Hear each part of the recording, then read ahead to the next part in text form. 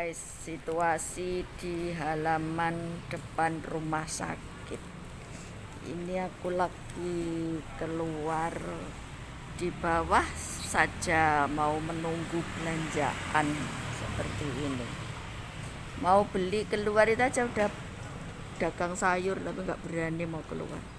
Takut dengan satpamnya itu. Hei, nggak apa-apa. Rin, dadak melayu neng ndi Ririn ki lho. Aku bawa tas. Oh, tapi iki kan kresek. Iya. Halo. Hai, Laupan. Jumlahnya uangnya enggak sampai hitung sih. Orang lagi. Terima kasih. Terima kasih Laupannya.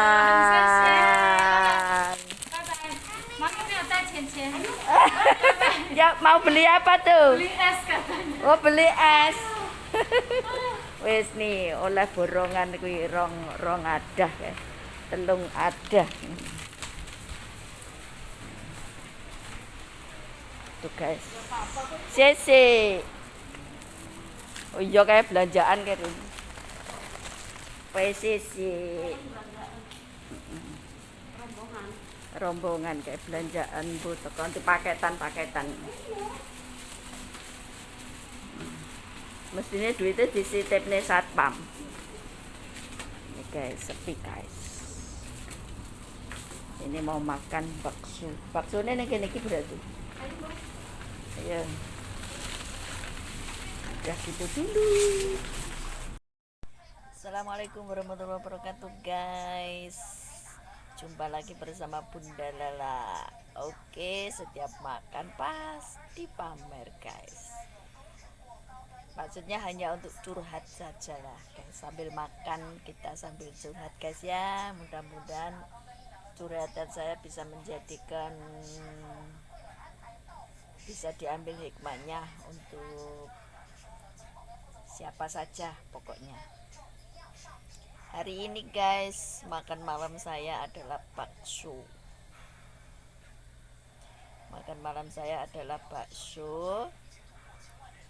Karena memang di sini makan bakso warungnya hanya Sabtu Minggu aja jual bakso. Jadi hari ini hari Sabtu kita makan bakso begitu. Ada tahunya guys, kalau bakso Taiwan seperti itu, pentolnya gede, pentol. Ini bakso kikil guys, marem. Begitulah guys, sekiranya kita bersyukur ya, hari-hari kita dipertemukan dengan hari-hari dengan sehat dan bisa makan enak.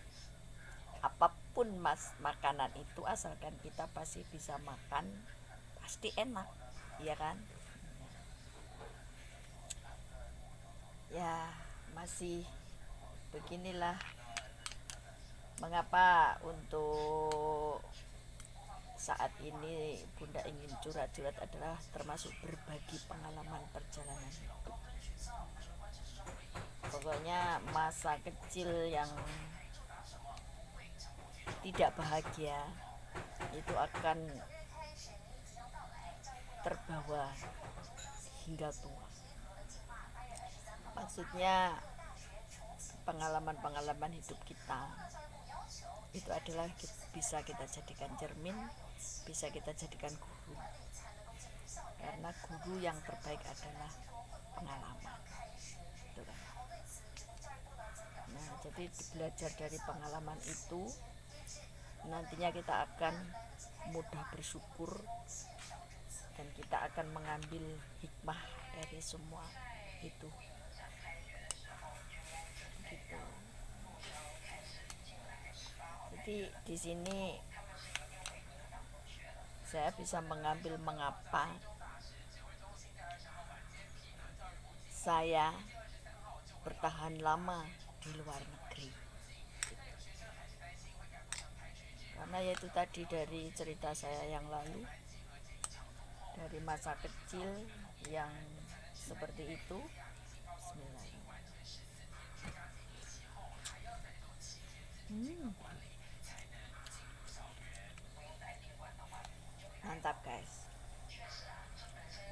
ada kikilnya.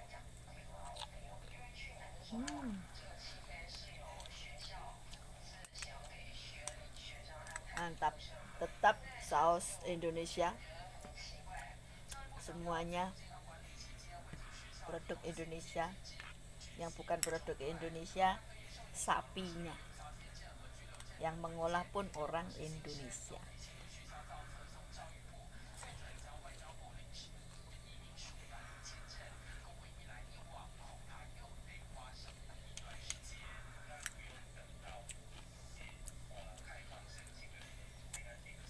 Mengapa saya baru cerita untuk saat ini tentang pengalaman hidup saya? Karena saya kira ini waktu yang sudah dari perjalanan saya mulai jadi TKW, mulai atau menjadi pekerja migran Indonesia di Taiwan. Itu saya semangat karena saya menengok ke belakang dengan masa kecil saya atau masa lalu saya yang penuh dengan liku-liku.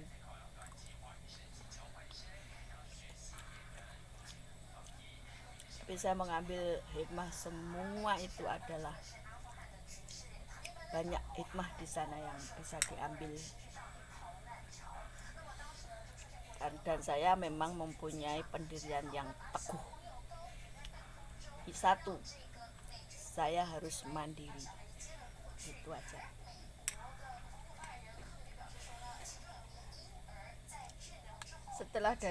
Setelah nyampe Taiwan tuh guys ya, awal pertama job yang saya terima itu bener-bener di kampung banget,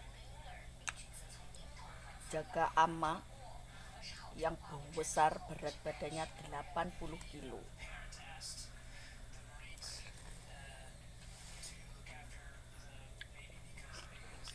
Dan harus duduk kursi roda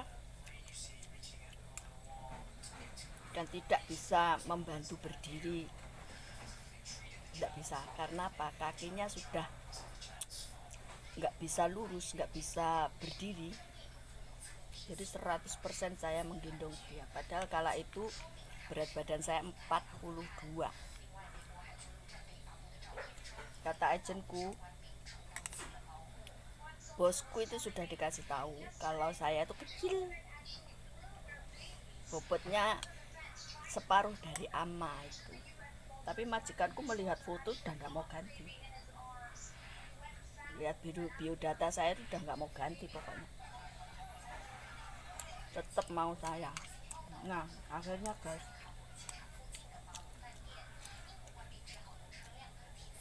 pernah juga jatuh.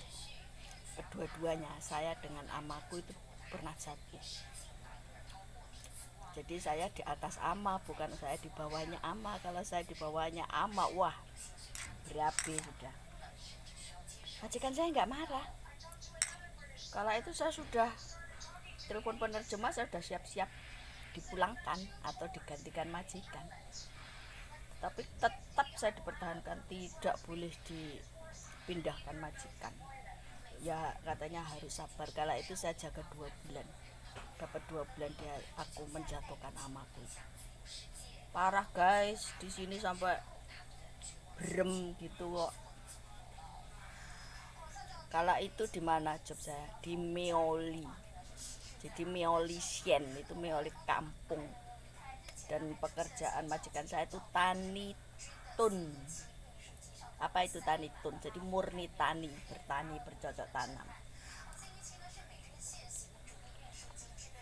Ketika amaku masih hidup, saya merawat ama saja, nggak boleh ke kebun sambil bersih-bersih. Jadi kalau bangun pagi guys ya, jam 5 bangun, saya setengah 4.30 saya sudah bangun. Itu saya bersih-bersih dulu, walaupun masih gelap, itu sudah bersih-bersih, ngepel dan apa saja, rendem-rendem baju. Dan keluarganya banyak guys, pokoknya 10 orang totalnya. Terus anak majikan saya pekerjaannya punya usaha bengkel mobil. Otomatis itu apa itu baju-baju kan kotor-kotor, yang baju-baju itu baju-baju bengkel. Nah itu cucinya pakai tangan guys, cucinya pakai tangan, nggak bisa pakai mesin. Yang pakai mesin itu cuman kalau itu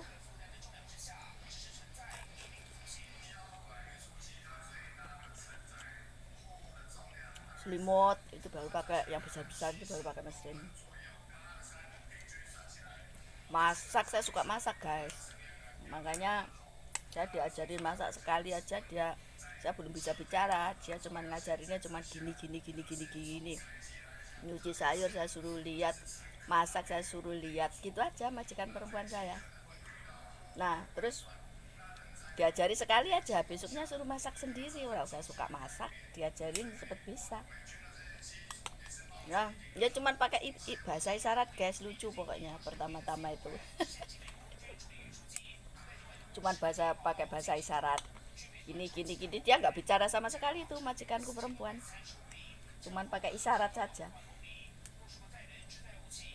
Tapi apa saja yang diajarkan dari majikan saya, alhamdulillah saya cepat nangkap kalau pekerjaan. Tapi kalau masalah pembicaraan, ampun guys.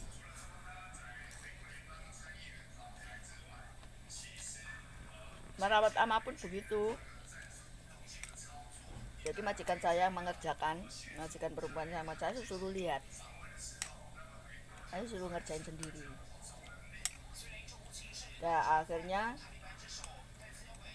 itu ya, masalah pekerjaan rumah tangga, nyapu dan sebagainya tidak ada masalah sama sekali. Walaupun majikanku tinggi ya, entah ngomong apa saya kan nggak ngerti. Yang penting saya kerja, gitu aja. 2 tahun ama aku meninggal. Ama aku meninggal itu aku seneng, karena apa? Saya mau saya bisa ganti majikan, saya nggak kepingin di desa. Intinya saya tidak mau di desa. Masa dari Indonesia sampai Taiwan kok dapat job kok di kampung banget gitu. Nah itu ternyata nggak boleh pindah majikan, tetap dipertahankan dengan jaga akongnya. Nah akongnya masih sehat guys, umur 90 tahun masih sehat, masih bisa naik sepeda sepeda ongklek gitu. Jadi setiap hari setelah amaku 2 tahun meninggal itu ya, saya jaga 2 tahun meninggal, saya jaga akong itu setiap hari, nemenin dia pergi naik sepeda ontel itu ke teman-temannya, ngobrol begitu. Terus pekerjaan yang lain apa, tambah guys pekerjaannya, karena mereka seorang tani, majikanku seorang tani. Nggak, akhirnya saya di kebun.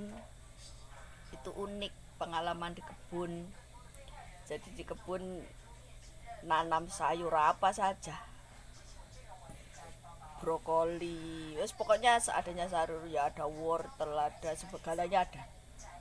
Semua sayur mayur itu ada, nanam sendiri.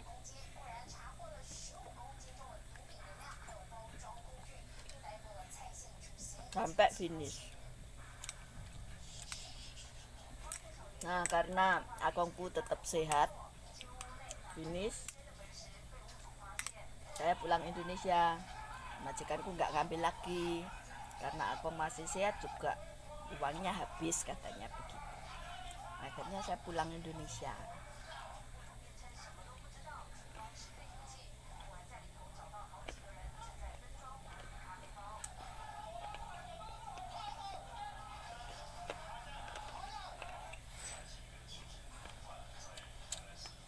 Setelah pulang Indonesia proses lagi.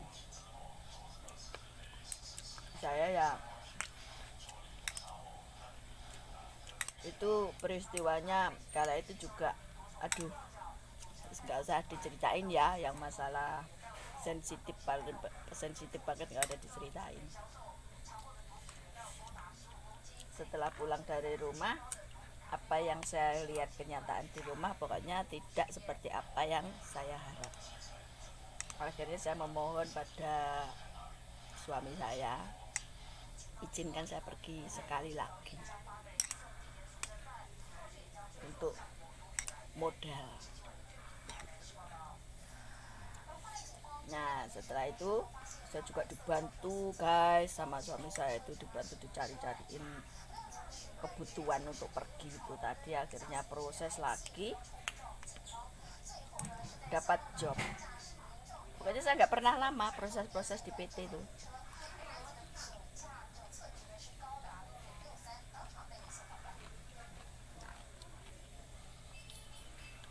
Untuk yang kontrak kedua itu nggak sukses guys. Saya ingat kalau itu anak saya tidak mengizinkan saya pergi lagi. Dia bilang gini, alah ibu itu nanti nggak lama lagi pulang lagi ke Indonesia. Saya ingat kala itu. Nah bener itu guys, saya dapat job lagi itu cuman jaga ama aja, tani lagi. Yang pertama itu ama, nggak ada pekerjaan apa-apa, cuman jaga ama satu itu aja, cuman bulan. Tapi kenyek gak umum guys, makan aja nggak cukup. Jadi kalau beli pientang, beli makanannya sudah jadi, nasi satu mangkok itu suruh makan 2 kali gitu. Pokoknya pelit ya gak karuan itu, orangnya udah pikun lagi. Nah akhirnya cerita demi cerita, pokoknya orangnya kenyanya luar biasa. Tapi saya nggak pernah komplain dengan agen, ini nggak pernah, dengan agensi saya diem aja. Nah akhirnya majikan saya itu bijak. Karena apa? Karena pengaduan dari ama orang pikun itu gimana sih, kalau ngomong suka yang tidak begitu kan, yang katanya uangnya hilang kayak dan sebagainya begitu.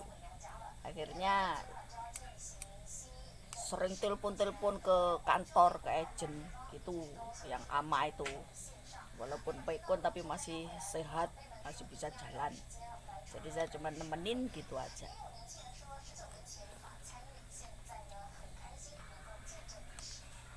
Nah akhirnya cuman cukup 2 bulan aja saya jaga itu sama agenku. Dikasih pekerjaan lagi, pindah majikan di kampung lagi, bertani lagi, bahkan berat taninya. Saya harus potong kayu di kebun, jadi di Taoyen Kuan Yin Puting. Itu kampung banget juga. Di situ halaman kebunnya tuh luas sekali. Ngerti nggak guys apa pekerjaannya?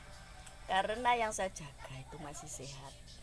Akhirnya saya kan mencari-cari pekerjaan, apapun pekerjaan di situ, ya nyangkul, nanam sayur, ada merawat ayam, bebek, mentok, banyak. Pokoknya itu kalau mau masak ayam apa saya kan enggak pernah beli, nyembelih sendiri ayamnya sendiri. Masak sayur ya nggak pernah beli, sayurnya sendiri gitu. Tapi masalah makan guys, kenyang di situ. Pokoknya apa saja yang ada di almari es itu ya suruh masak sendiri. Itu majikan saya nggak peduli dengan saya makan apa. Kalau siang cuma dengan amanya sendiri, amanya yang masih sehat. Aduh kenyek juga minta ampun, cerewetnya minta ampun. Pertama itu saya diajarin suruh nanam sayur, kangkung itu loh guys, suruh bikin adonan kangkung, ladonan apa itu, tanahnya itu dibentuk supaya bagus gitu. Wah dimarah-marahin guys, katanya kamu datang ke Taiwan kerja gini aja ndak bisa, kalau 1 minggu lagi kamu nggak bisa nanam kangkung, saya bilang ke agensi supaya kamu dipulangkan di Indonesia. Oke, saya tambah seneng karena saya nggak mau pekerjaan seperti itu. Saya jawab iya nggak apa-apa. Kalau masalah pekerjaan saya di rumah nggak pernah nyangkul, saya gituin. di Indonesia perempuan itu tidak nyangkul, saya bilang begitu. Terus di sini job nyangkul itu pun juga tidak ada, saya bilang begitu sama amanya. Job di sini itu cuman kita suruh jadi perawat, merawat orang sakit, orang tua, menemenin orang tua, tidak untuk begini. Karena ini sudah pekerjaanmu dan saya tidak ada yang saya kerjakan selain begini, oke, tidak apa-apa. Tapi kalau kamu mau kayak begitu ya tidak apa-apa, soalnya lebih baik angkat kaki dari sini, saya begitu. Lebih baik saya pulang Indonesia aja. Terus akhirnya saya adukan dengan majikan saya, dengan anaknya. Ini ama tadi ngomong gini. Akhirnya amanya dimarahin. Setelah itu nggak berani lagi ngomong.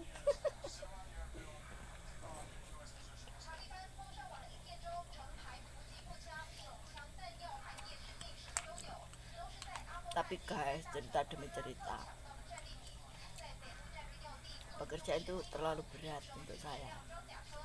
Karena motong kayu itu ya di kebun itu, kayu yang tumbuh liar itu sudah besar-besar guys, sudah begini ini kalau dipeluk gitu ya, pakai gergaji manual itu, pakai gergaji itu. Nah, kalau malam seluruh badan saya itu kram, nggak bisa tidur. Nah, akhirnya perut saya sakit. Ternyata setelah diperiksakan ke dokter, saya ada penyakit, ada tumor kandungan, tumor jinak. Ya itu Bu, saya bekerja di situ cuma 4 bulan, akhirnya pulang ke Indonesia. Berobat di Indonesia dulu, nggak mau, majikanku itu. Saya minta operasi di Taiwan, dia nggak mau tanda tangan, nggak berani katanya, takut. Nah, gaji saya selama itu cuman dapat berapa lah, masih potongan gaji kan. Saya pulang, uang yang saya dapat dari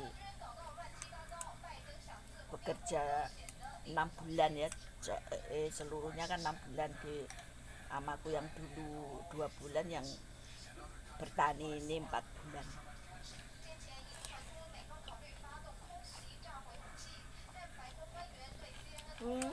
Ya saya pulang,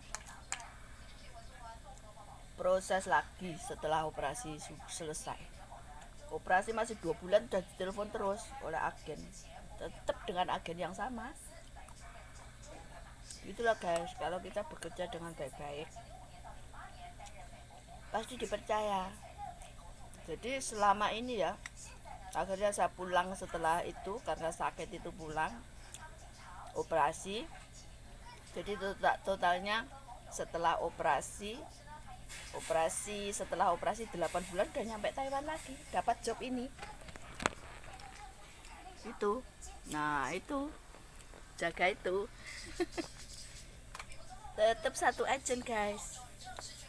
Jadi masih dapat 2 bulan operasi udah ditelepon terus. Katanya ada job bagus untuk kamu, nggak usah gendong-gendong kayak gitu. Akhirnya menunggu saya kuat setelah operasi 8 bulan udah nyampe Taiwan lagi, jobnya ini guys. Nah, ini sudah saya jaga sampai sekarang, sudah hampir 14 tahun. Jadi satu bookingan saya borong sendiri itu. Saya tidak pernah ada komplain apa-apa, apalagi pekerjaan yang enak seperti ini. Nggak ada masak, nggak ada cuci-cuci, maksudnya nggak ada ngepel, nggak ada apa, karena pasiennya menetap di rumah sakit gitu. Itulah guys, berkat kesabaran kita ya. Kita pokoknya menurut saya bekerja itu gaji lancar, fisik kita kuat, ya sudah. Menurut saya cukup gitu.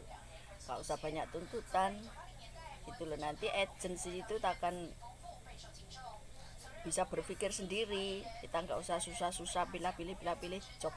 Jadi selama saya di rumah waktu habis operasi itu, saya tanya apa jobnya yang mau diberikan.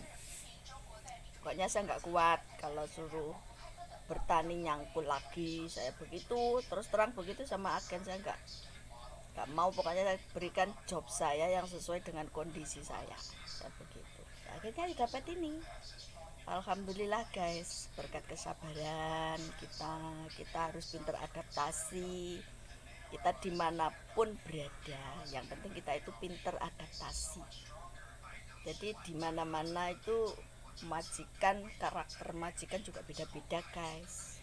Lingkungan di situ bagaimana, pokoknya kita harus pintar adaptasi. Begitu, itu sukses. Kunci kesuksesan kita itu adalah di situ. Kalau kita jadi TKW ya kita pokoknya harus pintar adaptasi, kita adap asor dengan majikan, dan kita harus cerdas. Andai kata ada hak-hak kita yang tidak kita terima, kita harus cerdas di situ. Contohnya hak libur, gaji, makan, fasilitas-fasilitas kita harus kita dapatkan semua guys gitu. Jadi majikan saya ini nurut, misalkan saya sudah satu kontrakan, ini mau perpanjang kontrak, saya minta apa itu, dinaikkan gaji gitu. Menurut dia juga. Saya ngobrol baik-baik dengan agen, nggak dengan majikan. Saya dengan agen ngobrol baik-baik, begitu akhirnya dinaikkan, walaupun sedikit tapi kan lumayan begitulah. Jadi saya memang nggak perlu banyak tuntutannya, yang penting saya bekerja nyaman, gaji, standar gaji tercapai, kita dapatkan semuanya, pokoknya lancar-lancar saja, nggak ada halangan apapun. Alhamdulillah saya sehat, pasien saya juga baik-baik saja, majikan saya apalagi sangat menghargai saya pun dengan majikan juga sudah seperti keluarga sendiri, walaupun jarang ketemu. Jadi majikan saya itu jarang ketemu guys, lihat, pasien itu jarang, apalagi setelah pandemi ada peraturan yang tidak boleh, yaitu lockdown, terkait lockdown itu jarang ketemu, paling ketemu cuman ngasih gaji gitu aja. Kalau dulu pertama-tama masih setiap hari datang sebentar-sebentar 1 jam, kadang-kadang 30 menit, 1 jam itu sudah paling lama begitu. Oke, terima kasih banyak untuk yang sudah mengikuti Bunda Lala, channel Bunda Lala ya. Moga berkah selalu. Jangan lupa yang belum subscribe, like dan komen. Terima kasih semuanya yang sudah mengikuti Bunda Lala, dan terima kasih kepada agen saya yang sudah menggunakan tenaga saya dengan baik, membina saya dengan baik. Semoga panjang umur, sehat selalu. Bye bye. Wassalamualaikum warahmatullahi wabarakatuh.